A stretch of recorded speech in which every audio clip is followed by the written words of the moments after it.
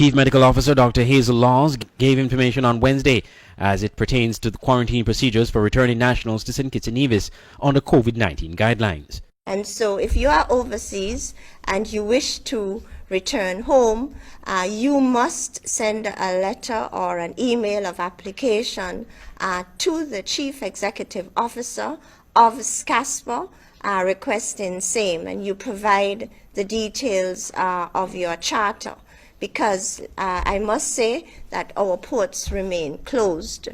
And then once permission is granted, you will be provided this information. So once you would have returned to the Federation, you would automatically go into quarantine at a government-designated quarantine site. And for now, that site is located in the Fort Lands area. And there is a cost attached to this accommodation.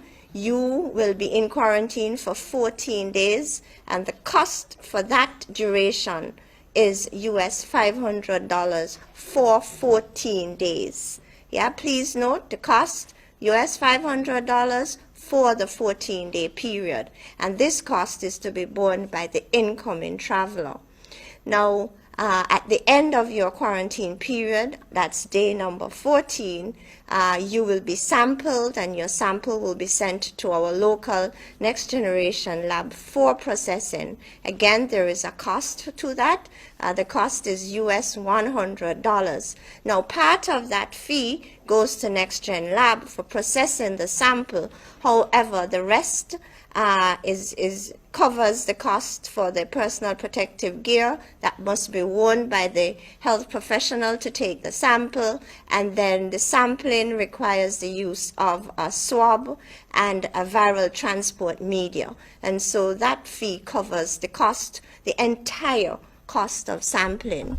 Dr. Laws noted that with a second wave of COVID cases expected, steps have to be taken to protect the citizens and residents of the Federation. So we need to shift from the strict nationwide lockdowns, which is really damaging to the economy, and find ways in which organizations, businesses, hotels, public transportation can operate and coexist with the virus. Now, we need to strengthen our health system. We need to employ targeted ways to identify and stop outbreaks before they become second and third waves. Head of the COVID-19 task force, Abdia Samuel, said the nation will have to learn to live with the virus and appealed to the public to follow guidelines recommended by the health authorities. I'm Andre Huey reporting for SKN Newsline.